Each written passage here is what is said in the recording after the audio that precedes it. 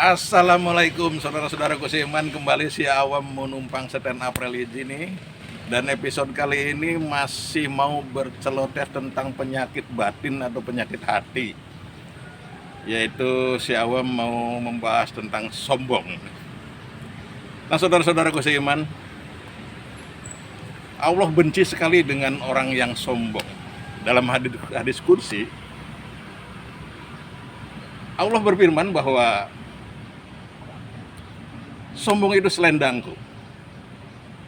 Barang siapa yang memakainya atau mengambilnya, aku lemparkan ke dalam neraka. Begitu ancamannya dari hadis qudsi itu. Firman Allah lah. Sementara Rasulullah SAW bersabda bahwa surga menolak dimasuki orang yang di hatinya ada sifat sombong walaupun hanya sebiji sawi. Bayangkan, kita udah bisa bayangkan Allah benci dengan orang yang sombong, sementara surga tidak mau dimasuki orang yang di hatinya ada sifat sombong walaupun hanya sebiji sawi, seberat debu, walaupun hanya seberat debu. Sementara di sana kambing cuma ada dua, yaitu surga dan neraka. Nah kalau surga menolak, Allah juga benci, ya sudah jelas lah. Orang-orang yang sombong itu ya, kita kalau sombong nih di dunia ini ya nasibnya atau bermuaranya udah jelas di neraka.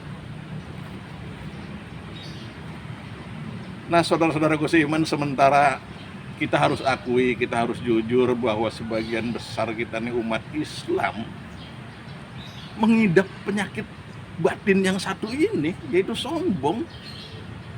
Cuman hanya kadar dan jenisnya saja yang berbeda. Jadi kan sombong itu ada yang sombong karena harta, karena kekayaannya, ada yang sombong karena tahta, jabatan, kedudukan, ada pula yang sombong karena ilmunya atau kepintarannya, dan yang lebih aneh lagi, ada yang sombong hanya karena untuk menutupi kemiskinannya dan kebodohannya. Tetapi dari jenis-jenis sombong yang tadi, sombong yang hakiki, sombong yang paling tertinggi itu kan menyepelekan orang lain. Ya, menyepelekan orang lain itulah sombong yang paling tertinggi, karena itu warisan langsung dari iblis laknatullah. Kita semua tahu, mungkin yang umat Islam banyak yang sudah tahu bahwa iblis itu namanya Azazil dulunya. Azazil itu kan ahli ibadah, ribuan tahun beribadah, sangat taat beribadah, terus konon imamnya para malaikat. Tetapi hanya sekali dia berbuat sombong, Allah murkanya minta ampun. Dan sombongnya iblis itu menyepelekan Nabi Adam, merasa dirinya paling mulia, merasa dirinya paling hebat, lebih mulia dari Nabi Adam. Makanya diperintahkan sujud terhadap Nabi Adam, dia menolak. Itulah, bayangkan, iblis ini yang Azazil tadinya, begitu hebatnya ibadah dia, ribuan tahun dia beribadah, taat beribadah terhadap Allah, hanya sekali dia berbuat sombong, Allah murkanya minta ampun. Bayangkan, sekali dia berbuat sombong, Allah begitu murkanya, dia diusir dari surga. Coba bisa bayangkan kita, bagaimana kalau kita yang ibadah aja nggak jelas, apalagi udah ahli maksiat, sombong pula, bangga pula dengan dosa-dosa. Wah, udah bisa kita bayangkan lah. Jadi buat saudara-saudaraku seiman, buat apa sih sebenarnya sombong tuh? Apa sih gunanya sombong? Apa sih manfaatnya sombong?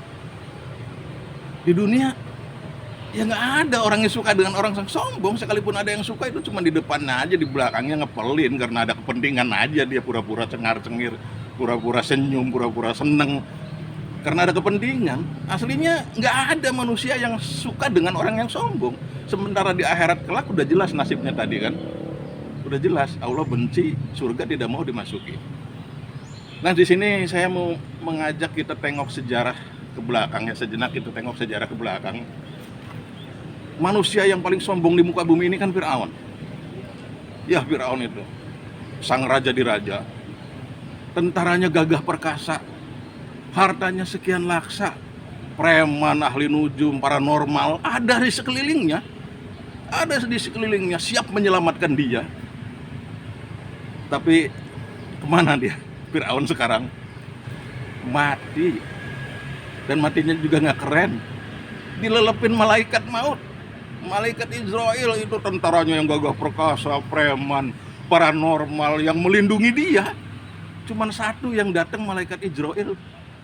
Nggak ada tuh yang mampu mengusir malaikat Israel. Jadi buat apa sombong? Apa artinya sombong?